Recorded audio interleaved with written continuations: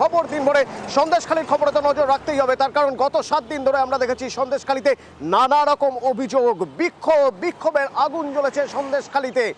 তো সেই সন্দেশখালীতে একের পর এক অভিযোগ, সেই সব অভিযোগ সংবাদ মাধ্যমে দেখানো হচ্ছে। নারী নির্যাতনের অভিযোগ, মায়ের কোল থেকে শিশুকে ছুঁড়ে ফেলে দেওয়ার অভিযোগ।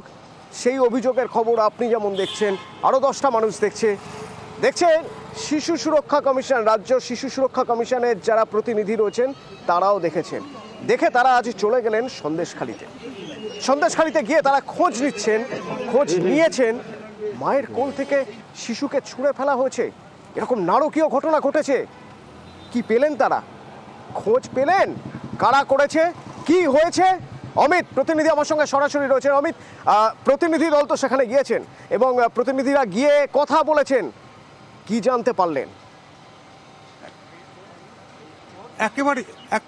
একেবারে অতন আমি সরাসরি কথা বলবো শিশু সুরক্ষা কমিশনের অ্যাডভাইজার রয়েছেন সুদেশনা দি, তার সঙ্গে দিদি আপনারা এলেন সকালে, আপনারা একটা অভিযোগ পেয়েছিলেন বা শুনেছিলেন, কথা বললেন শিশুর মায়ের সাথে, বাচ্চার মায়ের সাথে, কি ঘটলো বা কি তারা বলছেন? ঘটনাটা ঘটেছে প্রায় 1 সপ্তাহ আগে, হ্যাঁ, গত শনিবার ভোর রাত্রিরে, এবং ওদের বাড়িতে কিছু লোকজন এসেছিলেন যারা পুলিশের ইউনিফর্ম পরে, এবং বলেছেন, দুজন নাকি বলেছিলেন আমি পুলিশের এই থানার বড়বাবু, অন্যজন বলেন আমি এই থানার মেজবাবু, কিন্তু তাদের মুখ ওরা দেখতে পায়নি, এবং তারা দরজাটা ধাক্কা মেরে তার স্বামীকে অ্যারেস্ট করতে নাকি এসেছিল। কোনো অ্যারেস্ট ওয়ারেন্ট ছিল না। এই ধাক্কাধাক্কির মধ্যে বাচ্চাটি উঠে যায়, মা বাচ্চাটিকে কোলে নিয়েছিল, জানলা ভেঙে ওরা হাত বাড়িয়ে মাকে ধাক্কা মারে, মায়ের উপরে ওরা আঘাত করে, বাচ্চাটি পড়ে যায়। বাবা ধরে ফেললেও বাচ্চাটি মাটিতে পড়ে যায়, যেটা মোটেই কাম্য নয়, এবং সেটা আমরা চাই না যে কোনো বাচ্চার সামনে এই ধরনের ভায়োলেন্স হোক।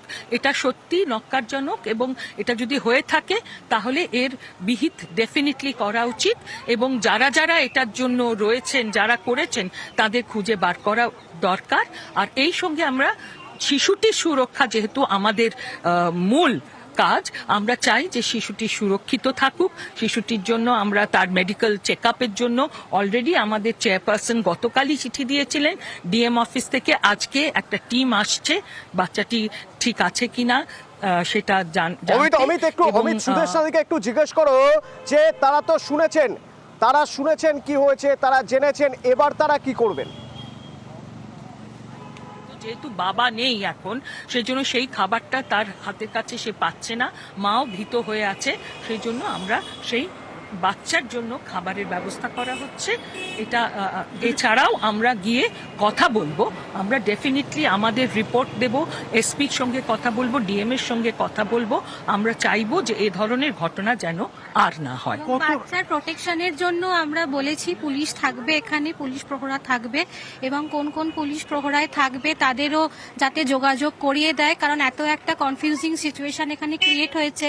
আর যাতে কোনো কনফিউশন ক্রিয়েট না হয়, কোনো বাচ্চার ওপর যাতে আঘাত না আসে, সেই বার্তাও আমরা এখানে আমাদের সাথে জেলা শিশু সুরক্ষা যিনি অফিসার আছেন উনি আছেন, ওনাকে বলা হয়েছে। পরিবারের যাতে কিছু ড্রাই রেশনের ব্যবস্থা করে দেওয়া যায় সেই কথাও আমরা বলেছি, এবং বাচ্চাটি যে দুধ খায় সেই দুধগুলোরও যাতে যোগান এখান থেকে দিয়ে দেওয়া যেতে পারে সেগুলো বলা হয়েছে। এবং যেমনটা বলা হলো যে চিকিৎসাটাও তো মেন দরকার, সেই হেলথের জন্য ডাক্তার আসছেন, ওনাদের নিয়ে যাবেন হসপিটালে। যে গাড়ি শিশুটির মা কি বলছেন একবার শুনবো। ওরা এসে প্রথমে গেট ধাক্কেছে। ওরা কারা? ওদের মুখে তো সব কালো কাপড় দেওয়া ছিল, কিন্তু ওদের পোশাকে মানে পুলিশের ড্রেস ছিল, যেহেতু সেটা হচ্ছে নীল, মানে জ্যাকেট পরা ছিল, কিন্তু প্যান্ট গুলো পুরো পুলিশের ছিল, শু পরে ছিল না, কারো পরে চপ্পলও ছিল। কি করলো তারা? এসে প্রথমে দরজায় মানে লাঠির বাড়ি মেরে বলছে কে আছে বাইরে বেরো। এবার দুবার ধাক্কানোর পরে আমি বললাম যে আমি আছি বলো, তো ওরা তো খুব বাজে খিস্তি নিয়ে বলছে যে বাইরে বেরো। কেন হঠাৎ করে সেদিন রাতে আপনাদের বাড়িতে ধাক্কা দিতে শুরু করলো? সেটা নিজেরাও জানি না। সেদিনকে আপনার স্বামী বাড়িতে ছিলেন? হ্যাঁ। বাড়িতে ছিল, সেই জন্য আর কি আতঙ্কটা বেশি পেয়েছি, মানে ভয়টা সেখান থেকে বেশি পেয়েছি। ধাক্কি আমার তো দরজা পুরো ভেঙেই দিয়েছে, একটুখানি মানে বেঁধে আছে। আর এমন সময় আমার গ্রামবাসী কিছু আমার ছুটে এসছে, হ্যাঁ বাচ্চাটাকে হচ্ছে এরকম ফেলে দিয়েছে আমার কোল থেকে। হ্যাঁ হ্যাঁ, কারণ ওরা আমার জানলার পাশে দাঁড়িয়ে আমি বলছি আমার ছোট বাচ্চা আছে, এরকম করবে না আমার বাচ্চার সাথে, এরকম বলতে বলতে আর কি ওরা এরকম ব্যবহার করেছে। না পুলিশকে কি মানে কি জানাবো, পুলিশ যেখানে পুলিশ দাঁড়িয়ে থেকে। আমার স্বামী বাড়িতে নেই, আমার স্বামীর কোনো খোঁজ পাচ্ছি না। ওরা আমার বাচ্চার পুরোপুরি দায়িত্ব নিয়েছে, মানে বাচ্চার যত অসুবিধা সমস্ত দায়িত্ব ওই দিদিরা নিয়েছে। গত কদিন ধরে সন্দেশখালীতে গ্রাউন্ড জিরো থেকে আমাদের প্রতিনিধিরাও দেখছেন, দেখাচ্ছেন আপনাদের খবর।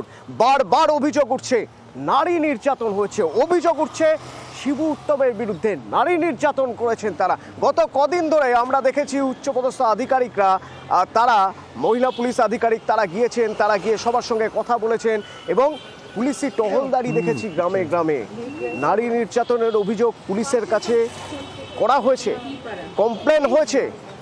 যখন তারা কথা বলছেন তখন কি পাচ্ছেন, কি অভিযোগ উঠছে? তুমিও তো ছিলে অমিত, তুমি কদিন ধরে তুমিও তো রয়েছো, তুমিও দেখেছো পুলিশ যখন যাচ্ছেন বিভিন্ন মানুষের সঙ্গে কথা বলছেন, কি কথা হয়েছে, কি অভিযোগ পাওয়া যাচ্ছে নারী নির্যাতনে?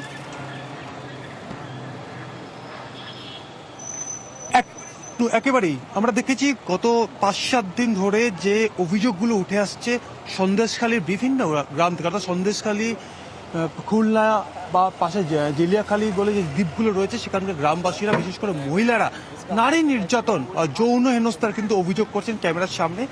কিন্তু যখন হচ্ছে তদন্ত করতে গিয়ে ডিআইজি সিআইডি এই গ্রামগুলোতে পৌঁছে যাচ্ছেন, মহিলাদের সঙ্গে কথা বলছেন, কারণ গতকালও তিনি জেলিয়াখালীতে পৌঁছে গিয়েছিলেন, বিভিন্ন গ্রামের মহিলাদের সঙ্গে কথা বলেছেন। সেখানে সরাসরি কোনো মহিলা বা কোনো যুবতী বা কোনো পৌরা সরাসরি ডিআইজি সিআইডির কাছে অভিযোগ করেননি যে তিনি নিগৃহীত হয়েছেন বা তিনি নির্যাতনের শিকার হয়েছেন।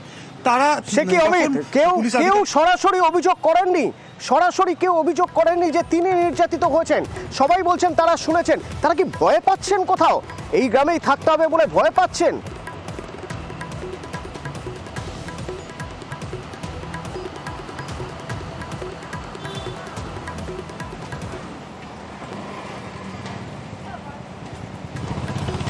অমিত, তোমার সঙ্গে কথা বলবো। ডিআইজি সিআইডি সোমা দাস মিত্র তিনি কি বলছেন একবার শুনবো, কি অভিযোগ এসেছে তার কাছে? নারী নির্যাতন বলতে যেটা আমরা যৌন নির্যাতন হয়েছে বলে যেটা, সেরকম কোনো সরাসরি কোনো কমপ্লেন তাদের সাথে হয়েছে বলে কোনো ব্যক্তি ডাইরেক্টলি আমাদের দেয়নি। তারা ভয়ে আছে, এটাই হচ্ছে এদের মেন বক্তব্য। পোস্টারটা কে দিয়েছে আপনারা যদি জানেন বা তারা যদি আমাদের কাছে এসে সরাসরি বলে, আপনাদের মাধ্যমেও বলছি, যদি কেউ জানায় যে তার সাথে এই ঘটনা ঘটেছে তাহলে নিশ্চয়ই দেখা হবে। বিজেপি নেতা শ্রমিক ভট্টাচার্য আমার সঙ্গে ফোনে রয়েছেন। শ্রমিক দা, গত কদিন ধরে যৌন নিগ্রহের অভিযোগে তোলপাড় হয়েছে সন্দেশখালী, কিন্তু যখন ডিআইজি সিআইডি বলছেন তিনি গ্রামে গ্রামে ঘুরে কথা বলেছেন, তিনি তো আমাদের ক্যামেরার সামনে বলছেন যে কেন যৌন নির্যাতনের অভিযোগ কেউ সরাসরি করছেই না। দেখুন, প্রথম কথা হচ্ছে সন্দেশখালীর পরিস্থিতি যা, সেখানে শুধুমাত্র একটা বিষয়ে ফোকাস করা হচ্ছে, যেহেতু বিষয়টি অত্যন্ত স্পর্শকাতর, সেটা হচ্ছে মহিলাদের নিগ্রহ, যৌন নির্যাতন। এর বাইরেও বহু ঘটনা আছে। প্রথম অভিযোগ ছিল জমি দখলের অভিযোগ, দ্বিতীয় অভিযোগ ছিল শ্রমের মূল্য না দেওয়ার অভিযোগ, তৃতীয় অভিযোগ ছিল জোর করে সরকারি সম্পত্তিকে ভেড়ি বানানোর অভিযোগ, মানুষকে এলাকা ছাড়া করার অভিযোগ, তার সঙ্গে অভিযোগ ছিল। এখন পশ্চিমবঙ্গে যখন কোনো পরিবারে কোনো দুর্ঘটনা ঘটে, যে পরিবার সক্রিয় তৃণমূলের রাজনীতিতে যুক্ত, তারাও কিন্তু প্রথমে দাবি করে আমরা ইডি সিবিআই তদন্ত চাই। তারা কেউ পুলিশের উপরে বিশ্বাস করে না। প্রাথমিক প্রতিক্রিয়া এটাই থাকে। যদি কোনো অভিযোগই পুলিশ খুঁজে না পায়, তাহলে বিরোধী নেতাকে, আমাদের রাজ্য সভাপতিকে, মানবাধিকার কর্মীদের, অন্য রাজনৈতিক দলকে কেন সন্দেশখালী যাওয়ার জন্য আটকাচ্ছেন? যখন কোনো সমস্যাই নেই, তখন কোনো অভিযোগই খুঁজে পাচ্ছে না, তখন বাধা দেওয়ার কারণ কি? 25 কিলোমিটার, 30 কিলোমিটার, 40 কিলোমিটার দূরে বাসের দুর্গ বানিয়ে কার্যত অবরুদ্ধ করে রাখা হচ্ছে সন্দেশখালীতে।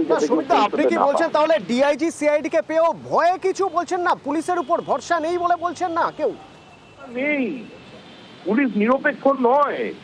পুলিশের কাছে দিনের পর দিন এই মানুষগুলো কি অভিযোগ জানিয়েছে এবং পুলিশ তার উত্তরে বলেছে শাহজাহানের অফিসে যাও কিংবা শিবুর অফিসে গিয়ে মিটিয়ে নাও। সেই পুলিশের উপরে কারো ভরসা থাকে?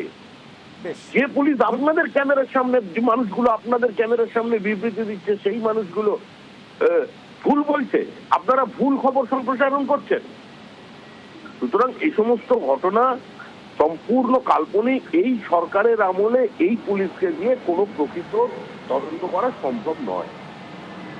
থ্যাংক ইউ শ্রমিকদা। আমার সঙ্গে সুজন চক্রবর্তী রয়েছেন, বাম নেতা। সুজনদা, গত কদিন ধরে তোলপাড় হয়েছে রাজ্য রাজনীতি, নারী নিগ্রহ, নারী নির্যাতন, যৌন নিগ্রহ করা হয়েছে সন্দেশখালীতে এই অভিযোগে।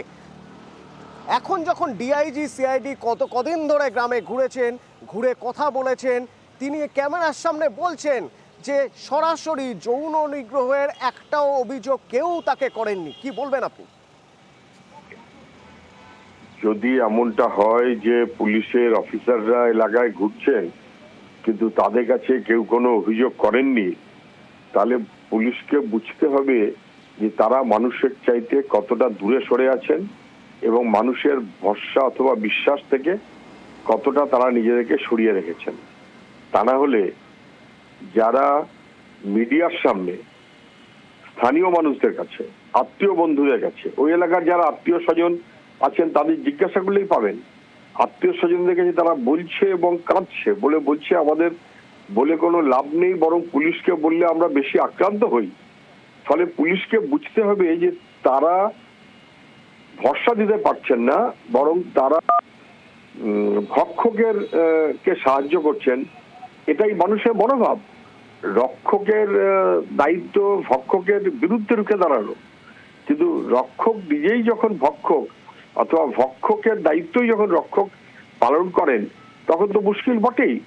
ফলে যারা স্পষ্ট বলছেন আদারওয়াইজ সবার সামনে এবং বুঝতে পারছি, আচ্ছা যদি কেউ জিজ্ঞাসা করে আচ্ছা তবে মাঝরাতে আপনাদের নিয়ে গিয়ে কি করতো, কি উত্তর দেবে?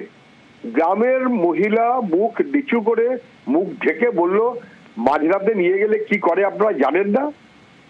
এত বোকা বোকা যদি জিজ্ঞাসা হয় আর প্রশ্ন হয় তাহলে উত্তর তারা পাবেন কি করে? উত্তর না পাবার জন্য প্রশ্ন, উত্তর পাবেন না। থ্যাংক ইউ সুজনদা, থ্যাংক ইউ। জয়প্রকাশ মজুমদার রয়েছেন আমাদের সঙ্গে, তৃণমূল নেতা। জয়প্রকাশ দা, পুলিশ গ্রামে গ্রামে ঘুরেছে, পুলিশের কাছে যৌন নিগ্রহের কোনো অভিযোগ নেই, অত সরাসরি কেউ অভিযোগ করছেন না যৌন নিগ্রহের।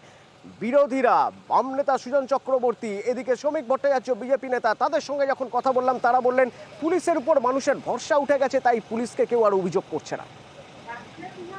তাই জন্যই কি শ্রমিক বাবু, সুজন বাবুরা যাত্রা শিল্পীদের সাজিয়ে নিয়ে ওখানে যাচ্ছেন, যেটা প্রকাশ্যে চলে এসছে।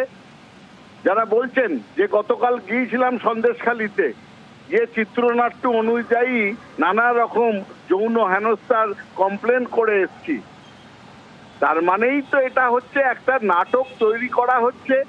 কোন নেতা বাইকে করে হেলমেট ছাড়া ঘুরছেন, কোন নেতা পুলিশের বনেটের ওপর লাফিয়ে উঠে আবার পড়ে যাওয়ার ভান করছেন, অসুস্থতার ভান করছেন। কোন নেতা যাত্রা শিল্পীদের নিয়ে গিয়ে ওখানে বলছেন যে মাইক হাতে যখন চ্যানেলের ডান্ডা এগিয়ে দেবে তখন বলবে তোমার যৌন হেনস্থার কথা। আর এরাই পুলিশ দেখলে পালিয়ে যাচ্ছে বলছেন, কারণ পুলিশ ধরে ফেলবে যে তারা সেখানকার বাসিন্দাই নয়। সব থেকে বড় কথা, যদি এতই কথা হয়, বলেন যে আমাদের সংগঠন জনজাগরণ, এইসব কথা তো বলেছেন। সেই জনজাগরণের লোকজন তারা যখন মিডিয়ার সামনে বলছে, পুলিশের সামনেও বলবে। বেশ, এর অসুবিধাটা কোথায়? এই সমস্তটাই মিথ্যে ঘটনা দিয়ে সাজানো বলেই এর কোনো যথার্থতা নাই। আর এটা প্রমাণ হয়ে গেছে। Thank you Jayprakash da, thank you. যে সময় ওই ডিআইজি সিআইডির সঙ্গে মহিলারা কথা বলছিলেন সেই সময়ের কিছু কথা, কিছু অ্যাম্বিয়েন্স আপনাদের একটু শোনাতে চাইবো, তারা কি অভিযোগ করছেন শুনুন। পাশে সব শুনছে করছে, আমরা কি পারা এই ভালো না। আপনি শুনছেন কার কাছ থেকে শুনলেন? ওই লোক গল্প করে তাই শুনছি। কে গল্প আমার কি কোনো অসুবিধা? কে গল্প করেছেন? রাতের পর রাত মারধর করেছে, সব ইট ভাটায় কাজ করিয়েছে, সব কাকে আমাদের স্বামীদেরই করেছে। আপনার স্বামীকে? টাকা পয়সা দেয়নি, 80 দিনের করে কাজ করেছে, টাকা পয়সা দেয়নি। না, মহিলাদের সাথে খারাপ ব্যবহার করেছে, মহিলা